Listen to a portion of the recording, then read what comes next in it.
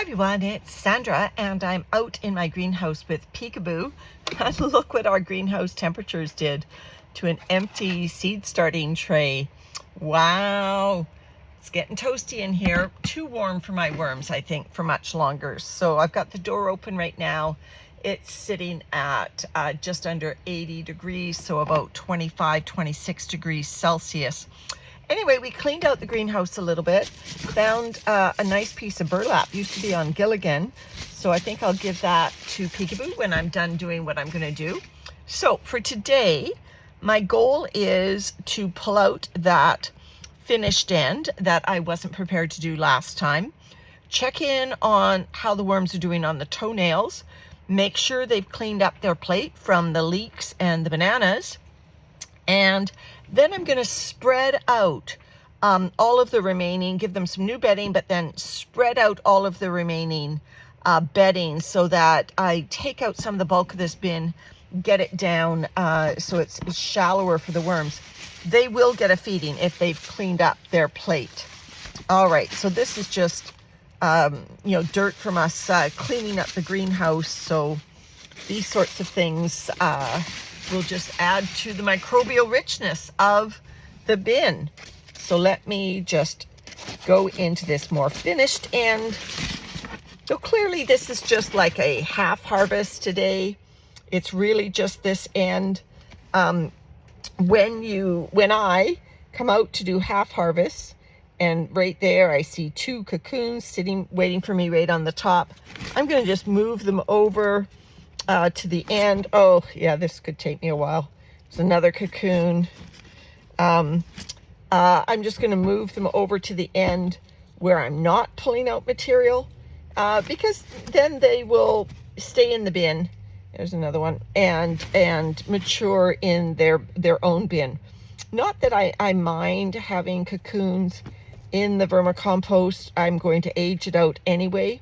And you'll see that there's lots of scraps of cardboard and leaves and needles that are going to come along with this more finished end.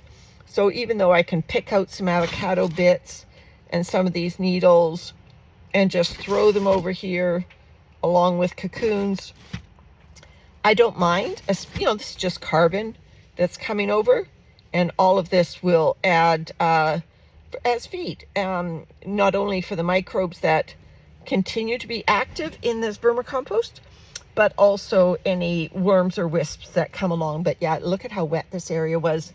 It needs to come out. All right, let me get a container for that. So I've got one of my white styrofoam totes up on top here, and I'm just going to be pulling out handful by handful. You've seen me do this before.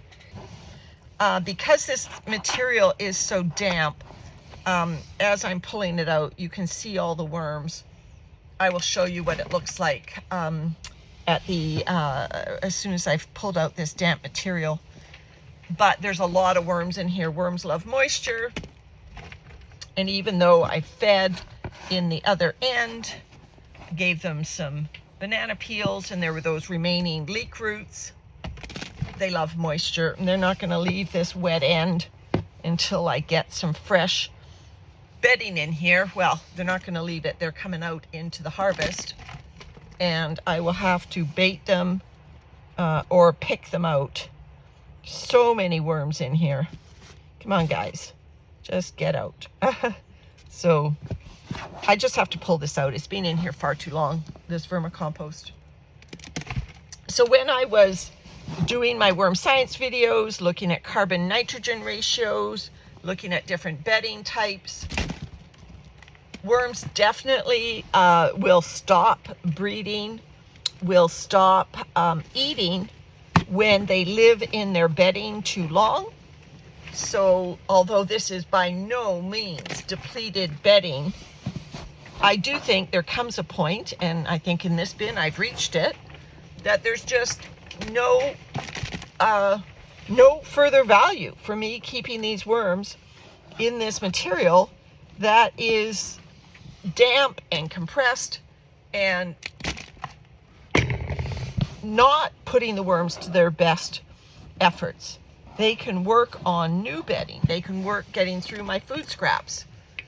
Going over and over and over these mostly depleted castings does not get me a thriving worm bin. You stay here. It gets me a bin where the worms are just going over and over their old material.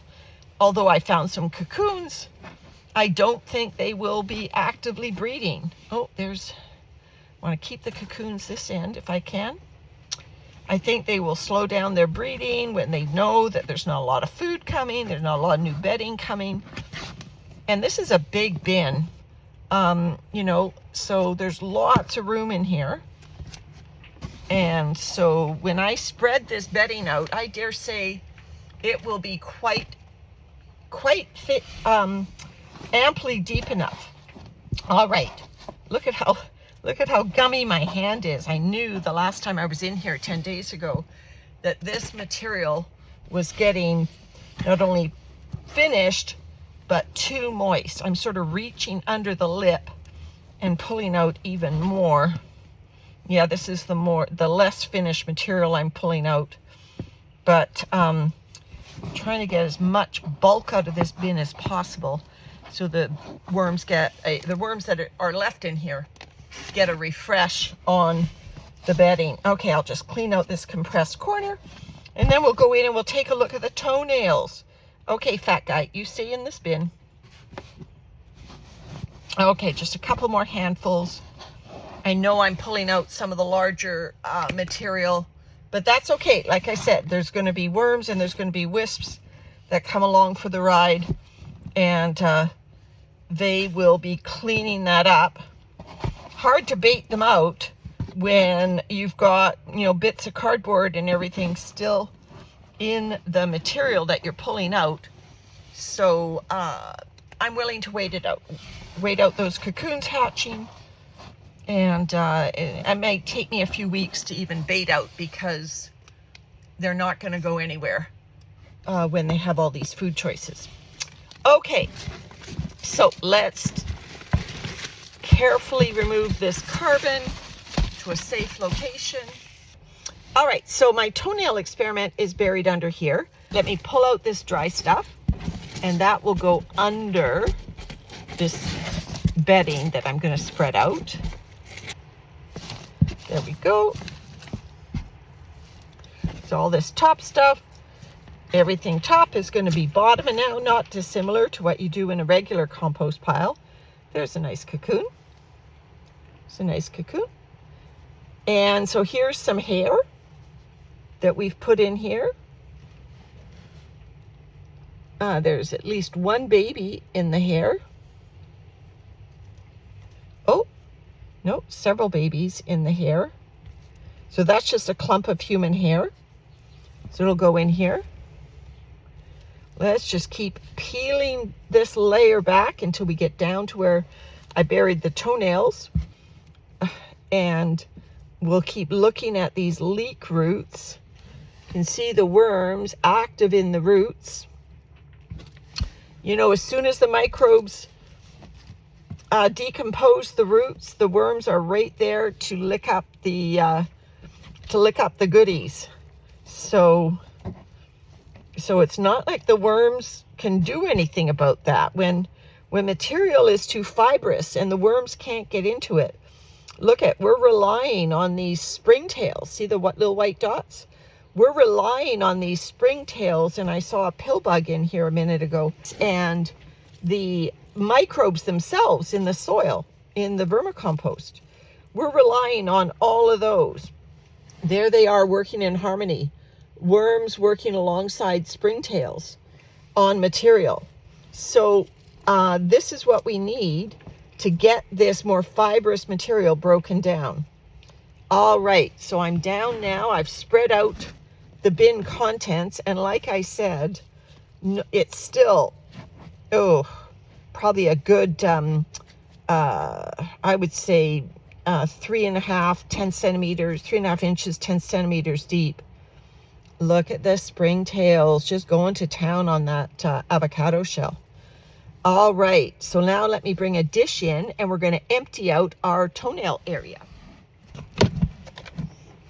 All right, so I buried a container with some bedding in it. Now the toenails were at the bottom of the container. So again, here's just the onion peels, worms hanging off the side there. Look at that. I've created a really eclectic art piece almost. I'm certainly a breeding ground for springtails and worms together. Created a real ecosystem going here, which is fine. I'm outside in my greenhouse. Even if I was indoors, I wouldn't be worried about these springtails alongside these worms. They're working in harmony. Look at them in that banana peel. They're doing it. So let me just pull out the rest of that old material from the toenail container. This is the material that I put in there on top of the toenails. And let's see if the microbes on the toenails themselves attracted the worms. I did stir up the toenails a little bit, so I'm trying not to go down too deep. There's the newspaper I put in. There we go. So here's my container. Let's empty this out now. Look at the worms on the outside of the container. And I will be putting these toenails, there they are, right back in this container. So there's the fingernails and the toenails. This is 10 days in. I don't see anything like a worm ball around them. I definitely see worms active in the area because, remember I took a clump of that, the active part of the bin and put it in here. So these toenails and fingernails, they still feel brittle. They haven't softened, not like shrimp shells after 10 days. I know with shrimp and prawn shells. Now, they're two different materials. Shrimp and prawn shells are made of chitin. Toenails and fingernails are made of keratin, both proteins. But on the scale, these are much harder. All right, so worms after 10 days, fingernails, toenails, well, it's the microbes in the bin that have to dissolve them, not the worms. But after 10 days, you can still expect to see your fingernails and your toenails in your worm bin. So I'm just going to put these worms and these nails back in my little hidey hole here. There we go. Hopefully, oh, no, that worm is sitting on a nail right there. Okay, so that looks, I'll just invert this at the end just to make sure that these worms get back in the bin. There we go. All right, I'm going to stir up that end before I give them some new bedding. This is the newspaper that I put down last time to absorb some of that excess moisture, and it definitely has done that. This end was getting to be muddy, and although my hand is dirty right now, I can tell you that this end is nowhere near as wet as the end of the vermicompost that I just pulled out. So this newspaper, which is lovely and thin and will be readily eaten up by this bin, it did the job. It is mildly damp, so it has absorbed the humidity of this, and I'm working the material in even more. So it did exactly what I wanted it to. There's a clump of a hydrangea head. So I love that this bin is just this eclectic mixture of, some old onion peels and old hydrangea heads and a banana peel that I put in 10 days ago that worms are still licking off. I love that. All right, so down we go for our toenail experiment. I don't put it all the way to the bottom. Maybe I'll put some of the banana peel on top of it.